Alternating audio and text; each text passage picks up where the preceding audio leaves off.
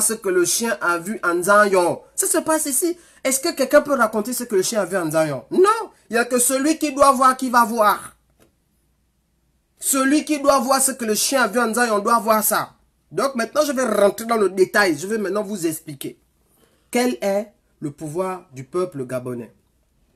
Ça fait 2 ans que les multinationales se plaignent qu'au Gabon, elles ne font plus l'argent. Il y a 2 explications à ça. 1. La malgouvernance du régime et le manque de transparence, donc détournement et autres. Deuxièmement, en réalité, la population ne travaille plus. En fait, vous pouvez chercher comme vous voulez, je vous assure. Non seulement il y a des grèves, mais ça c'est même pas le problème. Mais en plus, quand les gens vont au travail, ils ne produisent plus. Pourquoi? Parce que l'environnement socio-politique ne les pousse pas, ne les incite pas à bosser. Ça veut dire que le pays ne fait pas rentrer l'argent qu'il doit faire rentrer. Et même quand il le fait rentrer, c'est détourné. Ce qui veut dire que le pays est paralysé.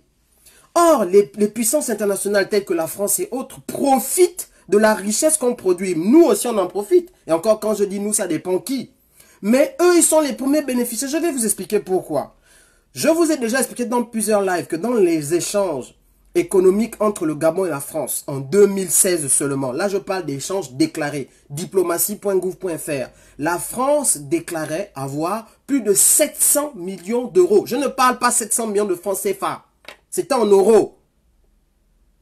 De bénéfices par rapport aux différentes collaborations commerciales qu'elle a avec le Gabon. C'est-à-dire que nous, on ne gagne rien. Eux, ils étaient à un excédent de 700 millions d'euros. Près d'1 milliard. Près d'1 milliard d'euros. Tout ce qu'on achète à l'étranger. Donc, ça veut dire que quelque part, quand le pays ne tourne pas, ça là, ça les fait perdre. C'est pour ça que, vous voyez, quand les entreprises françaises ou internationales coulent au Gabon ou bien ne font pas de gros bénéfices, ça pèse dans cette balance-là. Elle se réduit. Plus ça se réduit, moins ça fait entrer de la richesse en France. Sans compter que cette richesse, cet argent ou ces entreprises apportent aussi de la main d'œuvre, des impôts, des machins. Et puis, ils font aussi du business à l'axe. Ça veut dire que ce n'est pas seulement les choses qu'on déclare la journée. Ils font aussi beaucoup de choses la nuit qui ne marche plus. À cause des 2 éléments que je vous ai donnés. Élément numéro 1, malgouvernance. Élément numéro 2, la population qui bosse pas correctement. Demandez aux parents aujourd'hui au Gabon, ils vont au travail, c'est pour pointer. Quand on te traite mal, quand la justice se multiplie, les détournements sont partout. Il n'y a plus les rames de papier, il n'y a pas d'imprimante même pour sortir un papier dans certaines administrations. J'ai entendu l'autre jour quelqu'un de la NUTC dire que même pour sortir le plan cadastral, le géomètre était déjà passé sur le terrain. Sortir un plan cadastral, il n'y a même pas d'encre pour imprimer le plan cadastral. Il n'y a pas de gomme, il n'y a pas de stylo, il n'y a rien. Les gens, vous croyez qu'ils vont faire quoi au travail? Ils vont pointer. Donc, à partir de ce moment, les puissances internationales savent qu'il faut que la population accompagne les plans de relance qu'ils vont décider.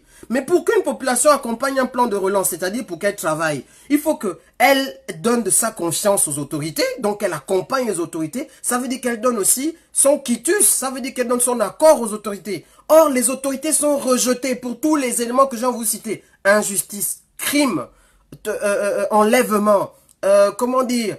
les avancements sociaux, on ne voit pas les avancements, il n'y a pas d'ascenseur social, on ne sait pas comment faire d'évolution de carrière, des assassinats, je ne sais pas, toutes ces choses font que les gens se disent, là, c'est bad, nous on ne veut pas bosser. Les puissances internationales le savent. Ça c'est un élément numéro 1. Ça veut dire que pour ces puissances internationales, il y a 2 éléments à régler. Changer de régime, mettre des personnes qui savent faire de la gouvernance. Et malheureusement, ce n'est pas les gars qui sont en place là, eux-mêmes ils savent ça. C'est des gens qui sont dans le flou le plus total. Ils ne peuvent pas faire la bonne gouvernance. Je vais vous dire tout à l'heure par rapport au dernier rapport du FMI. Ils sont encore en train de pointer. Ça fait combien d'années? Le nouveau prêt qu'on a pris là, c'est en 2017. Mais on avait déjà pris des prêts depuis les années 2000 avec Bongo. Et c'était toujours les mêmes remarques. Mal gouvernance, mal gouvernance. Au bout d'un moment, comme la crise est grave, et c'est pas une crise que gabonaise, comme la crise est grave, eux-mêmes, ils se rendent compte que, mince. Mais à ça s'ajoute le fait qu'avant, on pouvait même encore contourner. Avec un peu de pétrole, le machin pouvait masquer la malgouvernance. Mais déjà, les rapaces sont plus mangeurs qu'avant.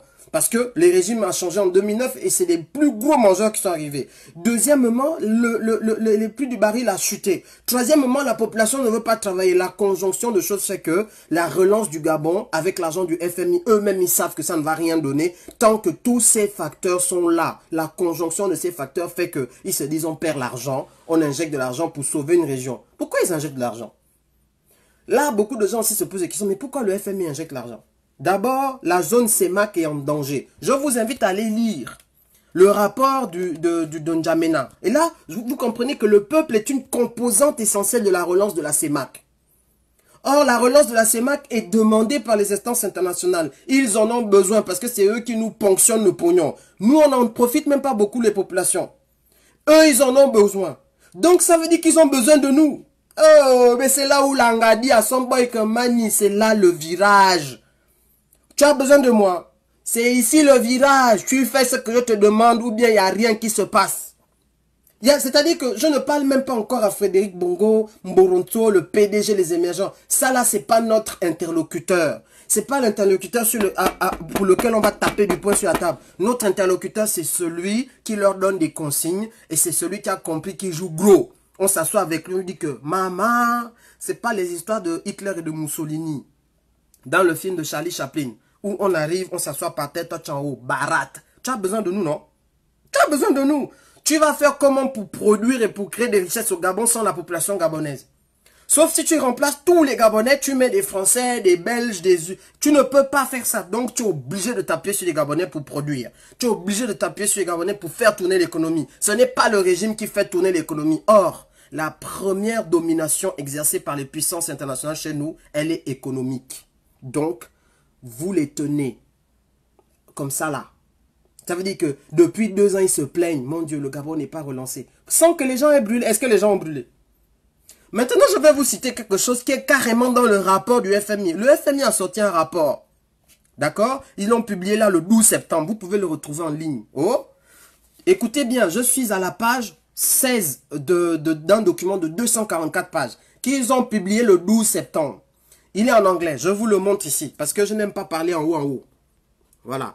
Voilà ce rapport qui est là. Vous pouvez le retrouver sur le site du FMI. Vous allez sur le site du FMI, vous tapez Gabon et vous allez voir le premier document qui va apparaître en haut. C'est le dernier document qui a été produit par le FMI le 12 septembre.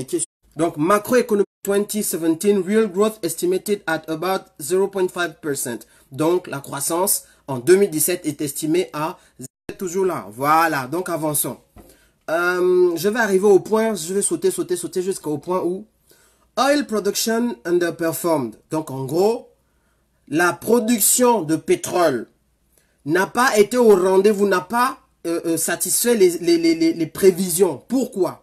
En grande partie, partly due to work stoppages at some firms.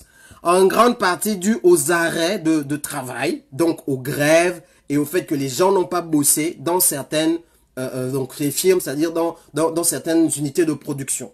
Le FMI, page 16 de leur rapport, vous dit que les grèves là, ça va mettre une épine dans le pied de tout ce que eux ils veulent faire.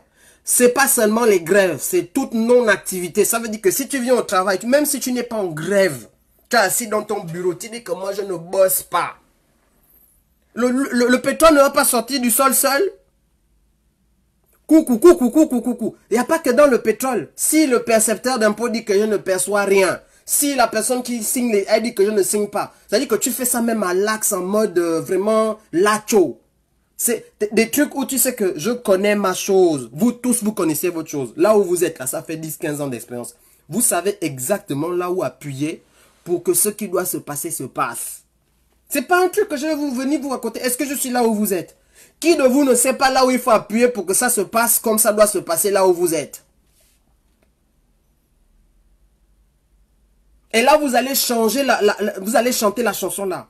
Écoutez bien la chanson que vous devez chanter au colon. Moi, je ne vous parle même pas du PDG. Est-ce que ça, c'est nos interlocuteurs? Les PDG, les Mboronto, tout ça. Ce n'est pas nos interlocuteurs. Donne le pouvoir au... Donne le pouvoir au... Donne le pouvoir au... Donne le pouvoir au Gabonais. Oh. Et sinon, tu vas faire quoi? Là, tu chantes. Moi-même, je connais. Oh. C'est ça, c'est ça. Moi-même, je connais. Oh. Moi-même, je connais. Oh. Donne le pouvoir au Gabonais. Oh. Voilà. Ça, là, c'est ça qu'on va... On s'assoit comme ça. C'est-à-dire que quand on rentre en négociation, après avoir satisfait les 2 revendications, et 3e quitte, les prisonniers politiques sont libérés. Quand on arrive, c'est la chanson qu'on a à la bouche que Quand ils nous disent, tu vas faire quoi? Toi, tu réponds seulement, moi-même, je connais. Moi-même, je connais. Quelle est l'expertise de tous les systèmes mondiaux aujourd'hui? Ils ne peuvent pas se passer de plusieurs choses. Je ne suis pas en train de vous dire des choses qui sont inconnues. Ils ne peuvent pas se passer d'Internet. Première chose. L'électricité d'abord, parce que l'électricité vient avant. L'électricité et Internet. Ils le savent. Tous les pays dans le monde ont un plan en cas de coupure d'électricité ou d'Internet.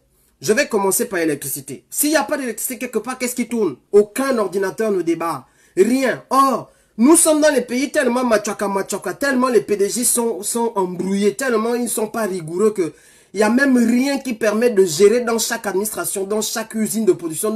C'est-à-dire qu'il y a beaucoup de trucs où, c'est-à-dire que même le mouton peut venir couper le courant. Même le cabri, même la poule peut rentrer dans une administration au Gabon et couper le courant. Parce qu'il n'y a pas les gars ne sont pas intelligents. Et puis ils veulent venir nous défier.